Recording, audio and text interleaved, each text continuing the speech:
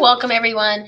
Today we're going to be talking about solving inequalities, okay, with addition and subtraction. So get your notes out, join us. Let's get into this.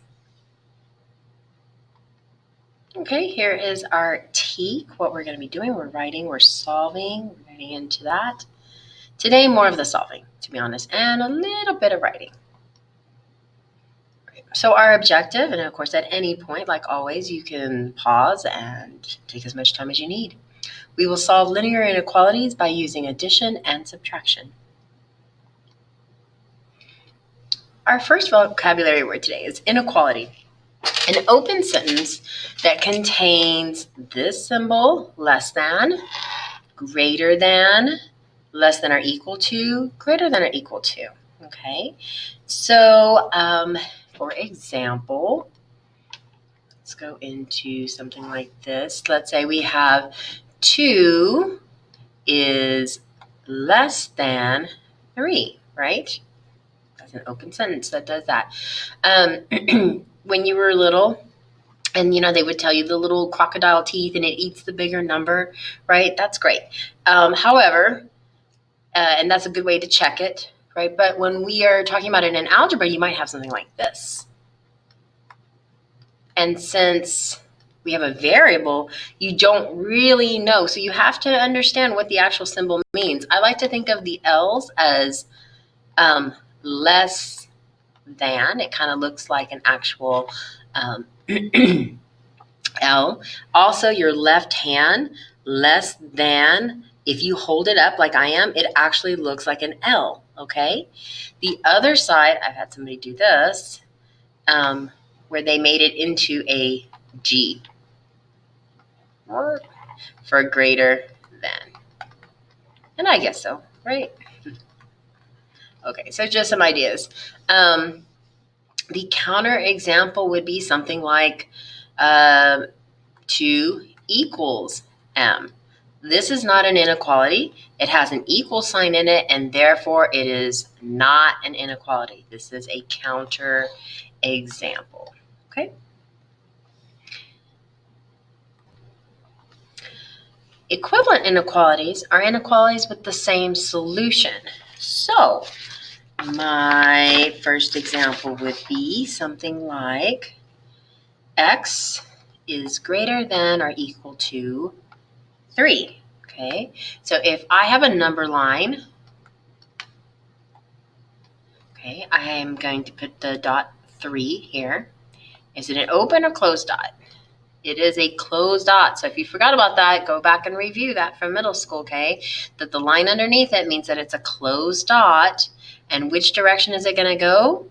To the right. Everything, all the numbers that are greater than live to the right. Now I'm going to tell you, if you were one of those people who was told, always go in the direction of the inequality, let me show you something.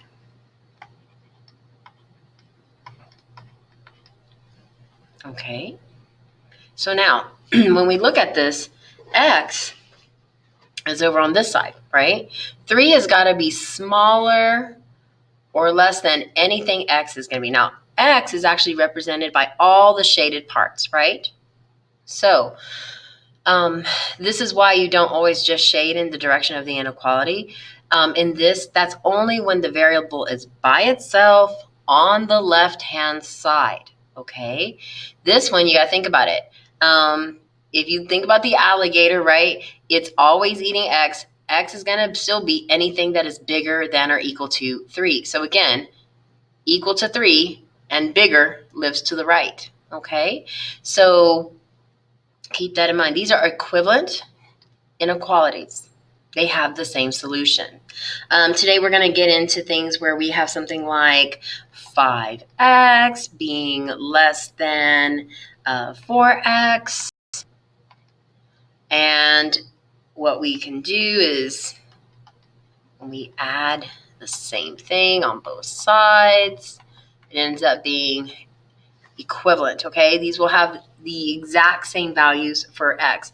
So unlike with equations where x had only one value, so far with our linear equations, we only had one value, With inequalities, we actually have many values, right? So our counterexample here of something that's not an equivalent inequality would be something like this. The x being greater than 3, and then if I had something like x less than 3, okay? So again, that's like the top one right here. There's your 3. And then we're shading all the way to the right. That's greater than 3. Now the other one, I'll do a different color. X being less than 3. Sorry, you're having to tilt your head. This is with an open dot here, so it doesn't include that value. And it's shading to the left. These two are totally not equivalent. Set builder notation. It's a concise way of writing a solution set. So let me kind of explain it. You might have something like this. It says the set of all numbers. So we start off with a set. A set is denoted with curly brackets.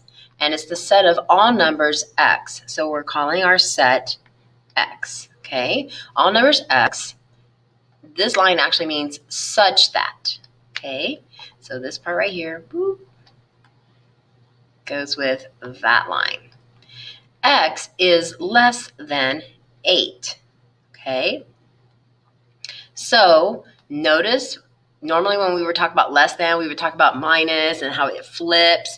The key word here is. When you see that, we're talking about an inequality. Okay, so is a good indication that we are talking about an inequality. Less than is the one that looks like an L. We have X in front of that and 8 in back. Close your set. This is called set builder notation. And as you get into your classes after Algebra 1, they'll be using this and then getting a little bit more complicated with it. Okay, so our counterexample would be if I just wrote this. If the question was asking for your answer in set builder notation and you entered this, this would be incorrect. So our first key concept for today is the addition property of inequalities. Now, the whole idea is if I have, let's see, right here, sorry. Okay, so if I have this scale, right? And you think about inequalities, of course, they're not equal. They're not going to be balanced. I kind of like you get it in the frame. They're not going to be balanced. They're going to be slightly off, right? And it's just telling you, hey, this one here is more than this one right over here. So with this particular case, we start off with A and B, okay? This is a case where A is greater than B. See how it's heavier? Now, if I was to add another can right here, I'm going to call it C, and I'm going to add another can right here. Okay, both of them the same size. I know it looks bigger, but it only looks bigger because B is, yeah. So both of them the exact same size. Notice how it's still going to be tilted the exact same way, right? We didn't change that inequality. Okay, as long as you're adding to both sides. That's what it's saying, okay? So let me give you a for example. This is important so that we can actually kind of solve using this. So here we have C minus 12 greater than 65. Very similar to solving equations, okay? Very, very similar. So I'm just going to write sad. It's, we simplify. Well, you know what? We're good. No like terms, no parentheses. Check. Today, we are only using the additive inverse step because notice how your variable is like alone. So we're going to do our additive inverse, okay? So the idea is I need to get C all by itself. We're isolating C. We have negative 12 right here, right? We want to get C all by itself. So we're going to do the additive inverse of negative 12 plus 12. Now, since I just kind of came up with that, then I'm going to have to do it on the other side.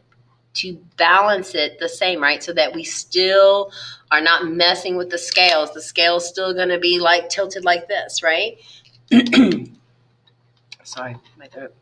So we bring down the C. This zeroes out. Bring down your inequality and be sure to write this same inequality. Here we got 65 plus 12, 7, 7. Okay. Ooh. And so my answer is going to be C is greater than 77. I'm going to write it in set builder notation. And again, the way that we say it is, I have the set of C such that C is greater than 77. So any number greater than 77, boop, an open dot, 77, anything greater than that will make this a very happy equation. Okay, this is where all your answers live. Like always, if you have a question, just let me know. Okay, write it down. We can bring it up at sync time. Okay. So here's our second key concept. Just like we can add to both sides and not mess up the inequality, we can also subtract with both sides. So here's my idea, right? I've got like this right relationship here. This is definitely heavier. It's, you've got more over on this side. I'm going to go ahead, and if I subtract, then I'm still left with that same tilt, right? It's still greater on the A side than it is on the B side. So we can subtract from both sides without disrupting the inequality. So here we have this. Same concepts. No need to simplify, no like terms. Check. We are going straight to the additive inverse. So what I need to move, I have x, who's hanging out with x, plus 23. Let's get rid of plus 23. The additive inverse of positive 23 is negative 23. And what I do on this side, again, we want to maintain that balance. And in this case, it's less than, so it's a little higher. So we want to maintain that imbalance, essentially, by subtracting 23 on this side. This will zero out. Bringing down the x, here we have this. And here we have a positive 14, a negative 23, and so I'm thinking it's going to be 9 because we have different signs. We want the difference, and we keep the sign of the larger number. So in set builder notation, we have the set of x such that x is less than negative 9. Okay? If you have any questions, make sure you bring them up.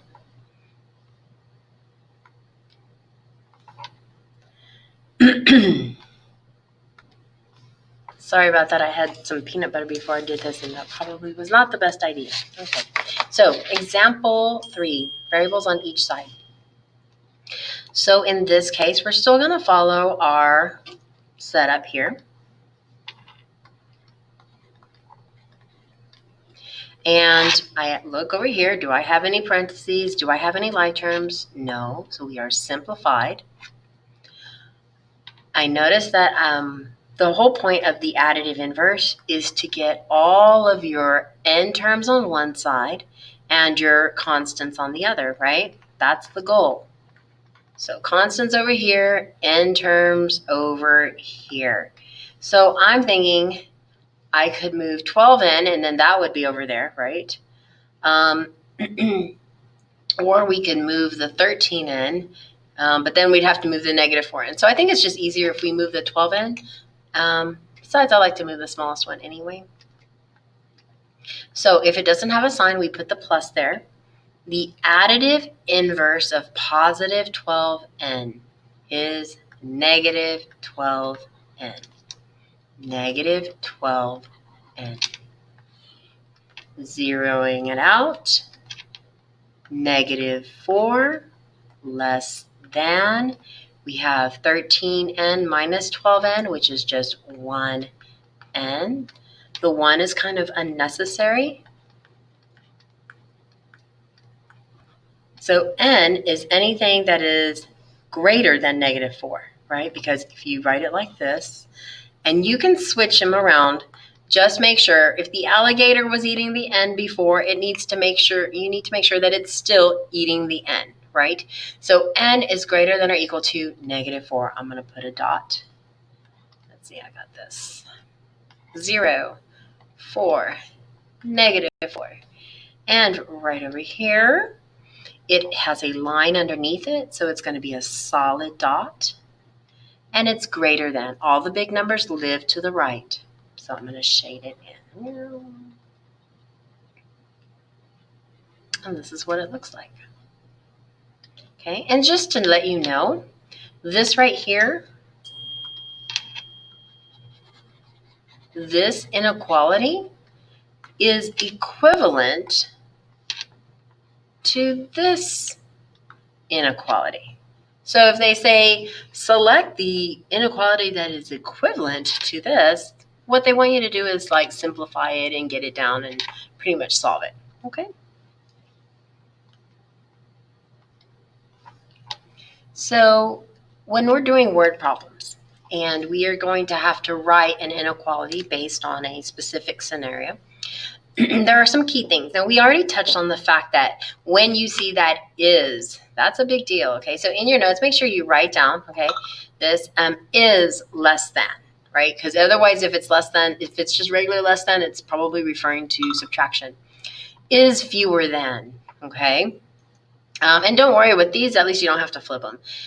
Is greater than, remember this, we said it looked like an L, looks like your left hand, less than, that's where the little numbers live, all L, L, L, right?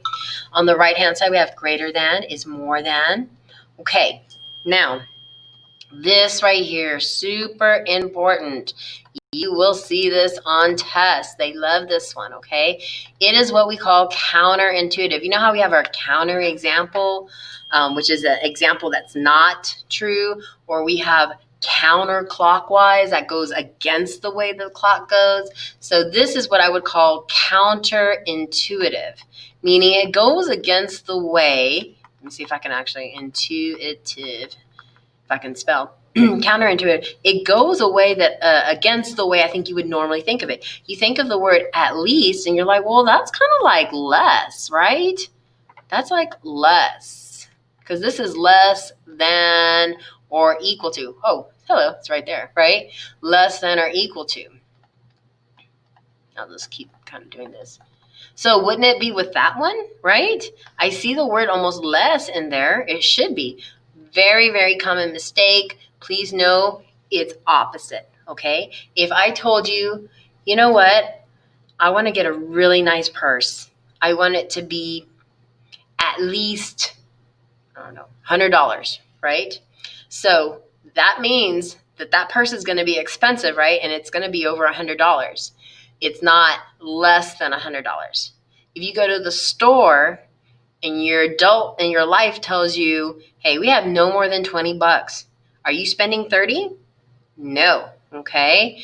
If they say at most you're spending 20 bucks, again, that means less than or equal to. You're not walking out of there spending more than $20. So these two, at most and at least, these are those counterintuitive ones. Just be very super aware of that, okay? And write it down in your notes. Patty wants to buy season passes to 2 theme parks.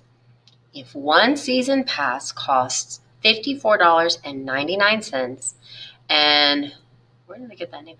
Panya has $100 to spend on both passes. Oh, I changed it in one place. I didn't change it in the other. We're going to call her Patty. I don't know. Patty. Sorry about that. So Patty has $100 to spend on both passes. The second season pass must cost no more than what amount? Okay. So let's talk about this. If one season pass costs $54. Okay, so I'm going to write this down. And you know what you could do? You could highlight things. You can circle things that look important. So that's like $54.99. That's for one pass, right? And that's probably important. That's probably like a plus right there. Also the fact that we have $100 to spend on both, that tells us it's like a total, right? That's going to equal 100. So, not equal. She has $100 to spend on both, but it cannot. So, but now, could she could pay less than, right? She could pay less than $100 and be okay. She just can't spend more. So, it could be less than. It could be equal to 100. It could be less than or equal to 100. And that word no more, that kind of tells us, right? No more than $100. That's one of those words for less than. So that kind of was a good indication also that we're dealing with less than. So here's the original amount, $54.99. We've got and our variable for the second pass, and I'm going to write it down, second season pass, we'll call it X because I'm incredibly creative. There we go, X. So now I have written my inequality, and all I have to do is solve it. I want to get X all by itself. Since I only have one X term, let's move that $54.99 to the other side. So I'm going to assume we're talking about positive $54.99, not negative $54.99. And the additive inverse, because this is kind of what we're looking at is everything's been simplified, check. We are focused on additive inverses today. So minus $54.99 minus $54.99. And this will zero out, bringing down the X. Very important to bring down the inequality the exact same way. And when we're looking at this, let me think, 55, 45, 45, okay, 45 and 1 penny, okay, not a penny more. So X is less than or equal to 45.01. When it's a word problem, you could say the season pass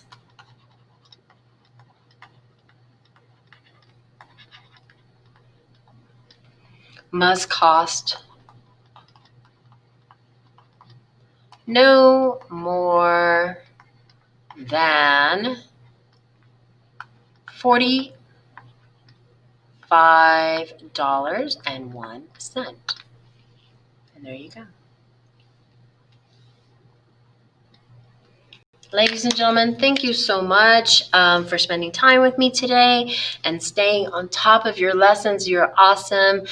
Bring any questions to me during sync time and have a beautiful day. Take care. Bye-bye.